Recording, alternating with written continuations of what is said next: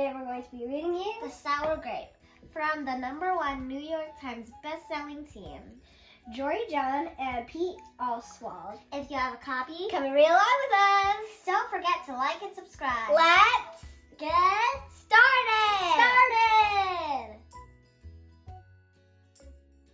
I'm a grape, a sour grape. Grrr. If somebody upsets me, I'll remember it. If somebody wrongs me, I won't forget it. If somebody insults me, I'll never ignore it. Nope. See that banana over there? That banana slipped and bumped into me, so I'm holding a grudge. See the orange? That orange didn't call me back for a week. Grudge. See that lime? That lime borrowed my scarf and never returned it. Grudge. I suppose I've got pretty thin skin for a grape. Nobody steps on this grape. Grrr. Granted, it wasn't always this way. I grew up in a close-knit bunch. There were about 3,000 of us in our little community. We were sweet to each other. You look nice today. So do you. No, you do. We all lived on a vine. Sure, it was a bit claustrophobic, especially when we were trying to get ready in the morning. Are you done in there? Come on. But my family was ripe with humor, goodwill, and our best with what we had. Are you going to finish that? My grandparents visited on the weekends. We'd stroll in the sun, and they'd teach us what they knew. They said that it takes a bunch to raise a seed. They said that good grapes roll their own way in life. They told us to be kind, forgiving, considerate, and grateful. Or grateful, my grandpa said with a wink. Above all, no matter what life throws at you, and there will be a lot, try to stay sweet, my grandma said. Indeed, we said in response. And for a while, I was the sweetest of the sweet. I said please, I said thank you, I brushed aside life's annoyances. I knew how good I had it. Oops, haha, no problem at all. But then one day, something changed in me. It was my birthday. I had rigorously and vigorously planned a big party for weeks. I'd sent out invitations with the date prominently displayed. Get this, I had a Ferris wheel, a magician, and hay rides. I had snacks upon snacks upon snacks. The highlight of the party, though, was the fireworks display, which would happen at sundown. I stood out front and waited for folks to arrive. I had a gigantic smile on my face. I waited. Everybody was a little late, it seemed. No big deal, no big whoop. So I waited. A tumbleweed rolled by. A coyote howled in the distance. A woo! Sigh. The sun sank behind the hills, and I waited. Nobody showed up. And I mean nobody. By the time the fireworks show started, with me as the sole spectator, I was scowling. I considered everybody I'd invited, and only one thought came to my mind. Grudge, grudge, grudge, grudge, grudge, grudge, grudge, grudge, grudge. After that, my personality became something else entirely. I went from a sweet grape to a bitter grape to a snappy grape.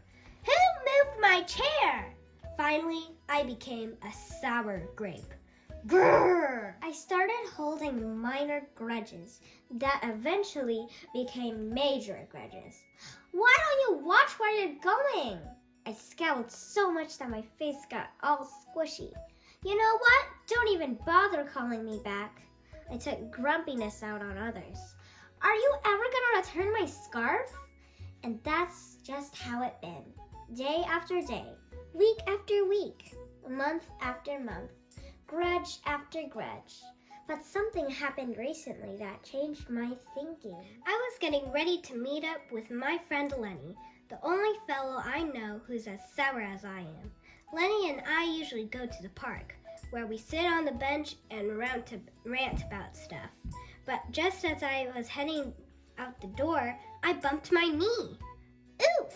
After I bandaged myself up, I discovered I had a flat tire. Ugh! Then I missed the bus and the next bus was late. Wow! Finally, I got off the wrong stop. Sheesh. By the time I arrived at the park, it was getting dark. Lenny was fuming and furious, with a frown and a furrowed forehead. His face looked all squishy.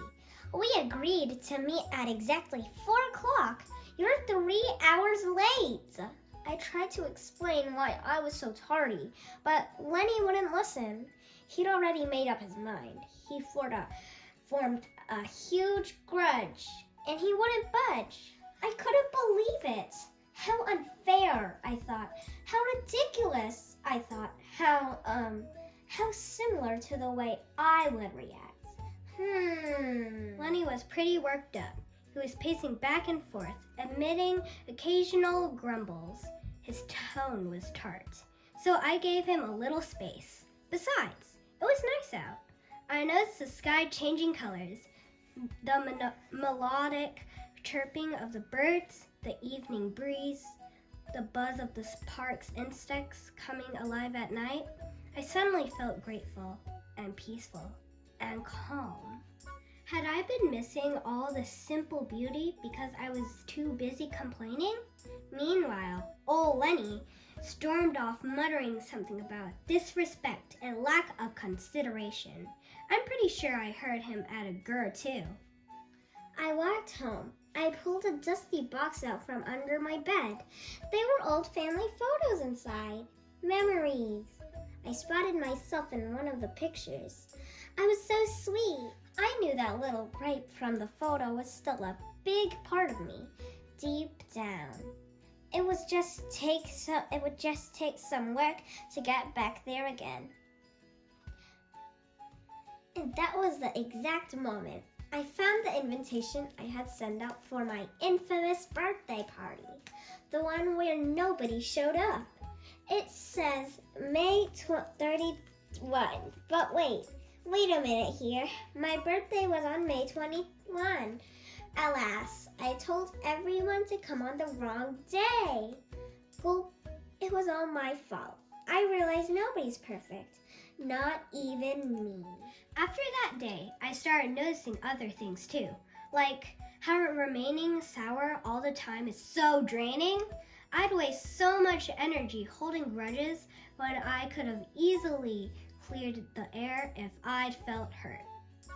And yes, I still get upset from time to time, but that's okay, because now I talk, and I listen, and I work things out instead of just walking away.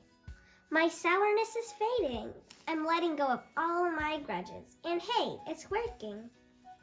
Slip-ups happen. I'm just glad you're okay. Aw, thanks. That skirt looks sublime on you. Why don't you keep it? Really? You're the best. Aren't you glad we got to catch up? I'm so grateful that we did. Sure, sometimes I still let out a little grrr when I'm frustrated, like this, grrr. But then I move on. My face is less squishy too. Oh, and don't worry, things are okay with Lenny again. Gosh, sorry I'm late. You must be furious. No big deal, my friend. You know what?